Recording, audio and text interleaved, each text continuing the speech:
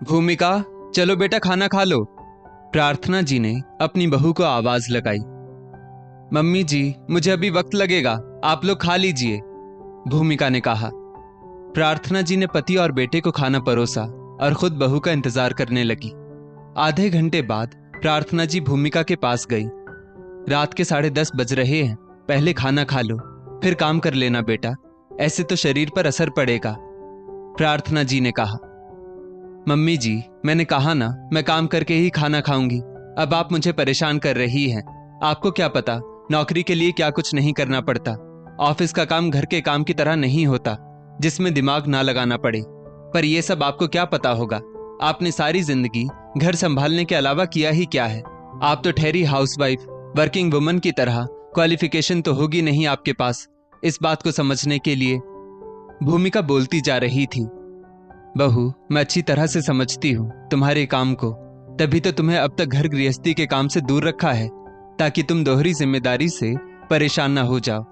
इतना बोलकर प्रार्थना जी किचन में आ गई और अपनी थाली परोसने लगी। बहू के आने के बाद भी प्रार्थना जी पहले की ही तरह घर गृहस्थी के सब काम संभाल रही थी, ताकि भूमिका को जॉब करने में कोई परेशानी ना हो। घरेलू काम के लिए घरेलू सहायिका थी, पर रसोई के काम और घर के अन्य छोटे मोटे काम प्रार्थना जी ही करती थी। पति भौमिक के बोलने पर भूमिका अपनी सास प्रार्थना जी की थोड़ी बहुत मदद करने लगी थी। मार्च क्लोजिंग का वक्त था। भूमिका पर ऑफिस के काम का काफी दबाव था, इसलिए वो ऑफिस का काम घर पर ले आई थी। प्रार्थना जी के पति अजय जी के कानों में भी पड़ी थी अपनी बहू भूमिका की बातें। क्या प्रार्थना, कल की आई बहू ने तुम्हारी बेइज्जती कर दी और तुमने उससे कुछ कहा तक नहीं। तुम्हें उसे बोलना चाहिए था कि तुम सिर्फ हाउसवाइफ नहीं हो, तुम भी एक ऊंची पोस्ट पर काम करने वाली वर्किंग वुमन थी। जो मकाम तुमने खूब मेहनत से कमाया था, रात दिन एक कर दिए थे, तब जाकर बनी थी तुम बैंक मैनेजर, अजय जी ने कहा। मैं तो भूल ही चुकी थी कि मैं कभी बैंक में मैनेजर की पोस्ट पर थी। सब मेरे एक साइन के लिए मैडम जी कहकर मेरे आगे पीछे घूमते थे। बहू ने नहीं की मेरी बेइज्जती, नहीं तोड़ा मेरा आत्मविश्वास, क्योंकि मेरा आत्मविश्वास, आत्मसम्मान तो पहले ही तोड़ दिया गया था। अब आपको मेरी इज्जत की पड़ी है। जब आपके साथ की जरूरत थी तब तो कभी साथ नहीं दिया आपने, कभी खड़े नहीं हुए मेरे साथ। मेरा हक मुझे तब नहीं दिलवाया, तो अब क्यों। सच कहते हैं लोग, शादी ऐसे इंसान से कभी मत करना जो सिर्फ अपने माँ बाप के लिए हुए फैसलों पर जिंदगी जीता हो, क्योंकि उसकी खुद की कोई राय नहीं होती, ना ही कोई वजूद। मेरा आत्मसम्मान गिरा है तो केवल आपकी वजह से। जितना पहले सुन चुकी हूं मैं आपसे और आपके परिवार वालों से, उसके मुकाबले तो बहू ने मुझसे ऐसा कुछ नहीं कहा। इतना कहकर प्रार्थना जी करवट लेकर सोने की कोशिश करने लगी। नींद तो पति पत्नी दोनों की आंखों से गायब हो चुकी थी और पुरानी धुंधली यादें उन्हें साफ दिखाई देने लगी। अजय और प्रार्थना आज से 30 वर्ष पहले एक साथ ही बैंक की एग्जाम की कोचिंग लिया करते थे। प्रार्थना काफी सुंदर थी, उसका व्यक्तित्व भी काफी आकर्षक था। अजय ने उसके सामने पहले दोस्ती का हाथ बढ़ाया। देखो अजय, तुम तो जानते हो ये हमारा सेकंड अटेम्प्ट है बैंक के एग्जाम का। अभी मेरे पास दोस्ती, प्यार, इन सब के लिए समय नहीं है। मैं केवल पढ़ाई के ऊपर फोकस रखना चाहती हूँ। पर अजय तो मन ही मन प्रार्थना को पसंद करने लगा था। वो उसके साथ शादी के सपने देखने लगा था। दोनों ने एक बार फिर से बैंक का एग्जाम दिया। प्रार्थना ने एग्जाम क्लियर कर लिया, पर अजय एग्जाम पास ना कर सका। इधर प्रार्थना को एक प्राइवेट बैंक में अच्छी पोस्ट की जॉब मिल गई, लेकिन अजय तीसरे प्रयास में भी एग्जाम क्लियर ना कर सका। अजय एमकॉम पास था। उसके पिता ने अपनी सोर्स से उसे अकाउंटेंट की नौकरी दिलवा दी। अजय 2-3 जगह अकाउंटेंट का काम संभालने लगा।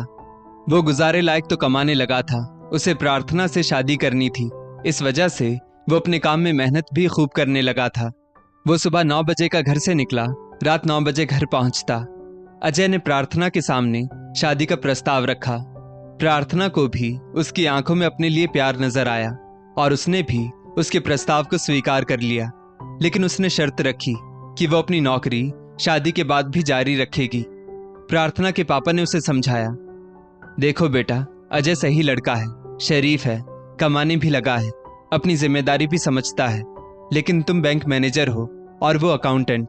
कहीं उसका मेल ईगो तुम्हारे रिश्ते पर हावी ना हो जाए। आदमी अपनी पत्नी की तरक्की जल्दी से बर्दाश्त नहीं कर पाता। आप चिंता मत कीजिए, अजय ने हर मोड़ पर मेरा साथ निभाने का वादा किया है, प्रार्थना ने कहा। अजय के माता पिता भी लव मैरिज वाली बहू से ज्यादा खुश नहीं थे। लव मैरिज, ऊपर से ऊंचे पद पर बैठी बहू। उन्हें लगता अगर अभी से ही बहू पर काबू ना रखा तो वो हम सब पर हावी हो जाएगी। उसके इशारों पर घर चलेगा। ससुराल में सास ससुर, ननद देवर सब थे। ननद देवर अभी पढ़ाई कर रहे थे। प्रार्थना की हैसियत बैंक में भले ऊंची थी, लेकिन ससुराल में उसकी हैसियत घर के काम करने तक ही सीमित थी। प्रार्थना को पाकर अजय को ऐसा लग रहा था मानो उसने कोई प्रतिष्ठित ट्रॉफी जीत ली हो। हफ्ते भर कुल्लू मनाली कश्मीर घूमने के बाद प्रार्थना अपनी जॉब पर वापस जाना चाहती थी। बहू के आने के बाद तो 50-55 वर्ष की स्वस्थ सास अपने आप को बुजुर्ग की कैटेगरी में रखने लगी थी। शॉपिंग, मूवी, शादी समारोह, होटल में जाने के लिए एकदम तंदुरुस्त, लेकिन घर के काम करने में अपने आप को बीमार साबित करती। बहू, हमने तुमको नौकरी करने की इजाजत तो दे रखी है, लेकिन इसके साथ साथ तुम्हें घर की जिम्मेदारी भी निभानी होगी। इससे तुम मुंह नहीं मोड़ सकती। सास लता जी ने प्रार्थना से कहा। भाभी, आपने नाश्ते में पोहे बनाए हैं, मैं ये नहीं खाने वाली, मेरे लिए सैंडविच बना दीजिए। ननद अंजू बोली। भाभी, दोपहर के खाने में मेरे लिए भिंडी की सब्जी बनाना, मैं करेले नहीं खाने वाला, देवर कहता। प्रार्थना के लिए सबकी अलग अलग डिमांड पूरी करना मुश्किल हो रहा था। मम्मी जी, हम रसोई के काम के लिए कुक रख सकते हैं, सबको सुविधा हो जाएगी, प्रार्थना ने कहा। घर के बाकी कामों के लिए तो घरेलू सहायिका आती ही है, अब खाना भी बाहरी लोगों के हाथ का खाना पड़ेगा क्या? सास लता जी बोली। हाँ ठीक है मम्मी जी, पर आप और अंजू मेरी थोड़ी मदद कर देते तो मेरे लिए नौकरी के साथ साथ घर संभालना आसान रहता। बैंक में भी बहुत काम हो जाता है, कभी कभी सिर उठाने की भी फुर्सत नहीं मिलती। बैंक के काम में मेरा मानसिक संतुलन सही रहना जरूरी है, प्रार्थना ने अपने पक्ष में कहा। अपने बेटे अजय को तो माँ ने कुछ काम सिखाया ही नहीं था। अगर वो खुद से एक गिलास पानी भी ले लेता तो लता जी उसे जोरू का गुलाम कहती। प्रार्थना का हर दिन ससुराल वालों के दुर्व्यवहार के कारण यातना बन चुका था। प्रार्थना ने एक खाना बनाने वाले का इंतजाम कर दिया। उसमें भी सास ननद देवर ने 100 कमियां निकालकर हफ्ते भर में उसे काम छोड़ने पर मजबूर कर दिया। प्रार्थना शाम को बैंक से घर लौटती। उसे एक कप चाय पिलाने वाला भी वहां कोई नहीं था, बल्कि सब उससे उम्मीद करते कि वो बैंक से आकर सबके लिए शाम के चाय नाश्ते का इंतजाम करे। प्रार्थना ने टेबल पर अपना बैग रखा और सीधे जग से ही पानी पीने लगी और फिर निढाल होकर सोफे पर बैठ गई। नौकरी करके हम पर एहसान नहीं कर रही हो। अगर इतनी काबिल नहीं हो कि घर बाहर सब संभाल सको तो नौकरी क्यों नहीं छोड़ देती, लता जी ने कहा।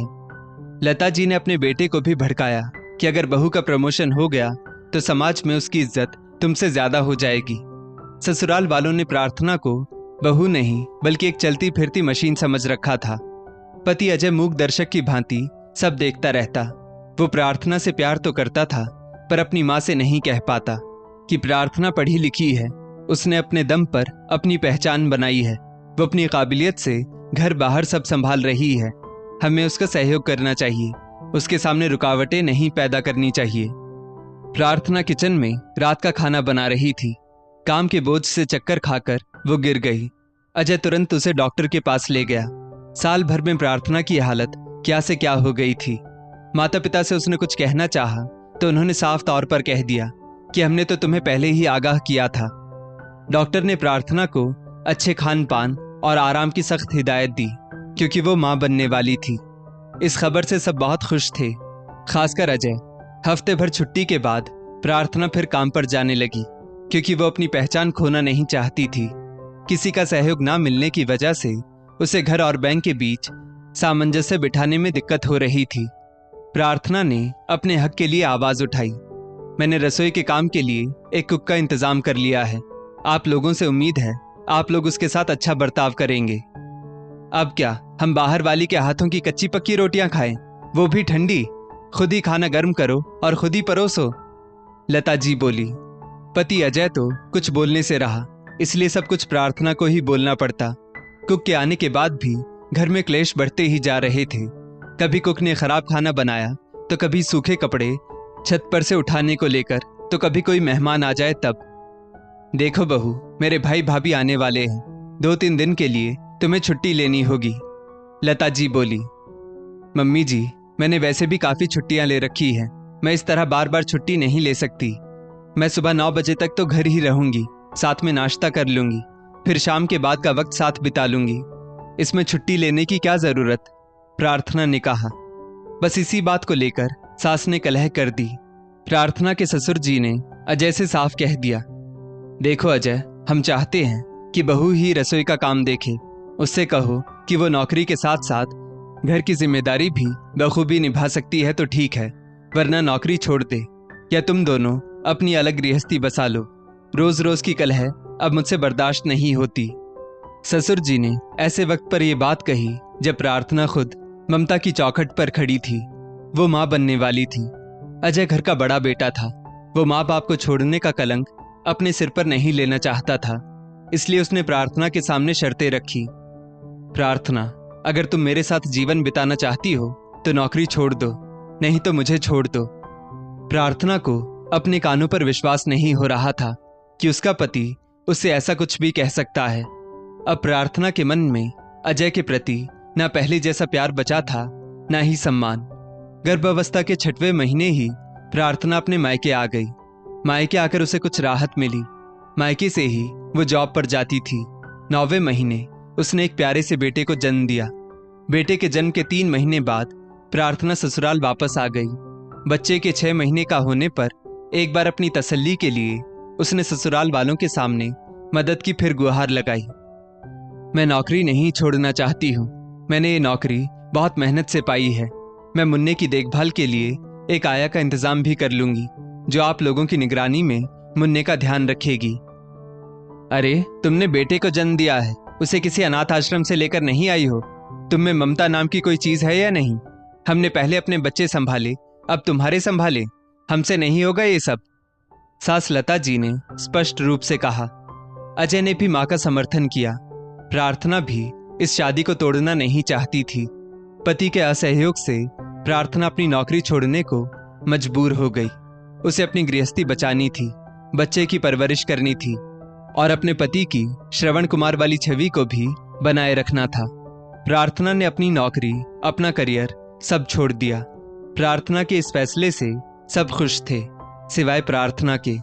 प्रार्थना अंदर से एकदम टूट चुकी थी, बिखर चुकी थी। उसकी सास को इसमें अपनी जीत लगी। प्रार्थना अपनी सास और पति के हाथों की कठपुतली बन चुकी थी।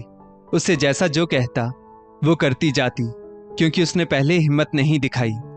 पर उसने सोच लिया था वो अपनी बहू के साथ ऐसा नहीं होने देगी। अब ना सास ससुर रहे थे और ना ही परेशान करने वाले देवर ननद साथ रहते थे। फिर भी प्रार्थना अपने पति का असहयोग भूल नहीं पा रही थी। दोस्तों, महिलाओं को तनाव मुक्त और काम के बोझ से मुक्त रखना परिवार की जिम्मेदारी है। खाना बनाने से लेकर बच्चों की परवरिश को वो प्राथमिकता देती है। ये ठीक भी है। पर जिन घरों में पति या अन्य परिजन कामकाज में हाथ बटाते हैं, वहां महिलाएं बाहरी दुनिया में भी अपनी काबिलियत दिखा पाती है, स्वस्थ भी रहती है और खुश भी। स्वस्थ व खुश महिला स्वस्थ समाज का निर्माण करती है। इस स्टोरी को लेकर आपकी क्या राय है, नीचे कमेंट करके जरूर बताइएगा। और ऐसी ही और भी बेहतरीन वीडियोस के लिए हमारा पेज जरूर फॉलो करें। धन्यवाद।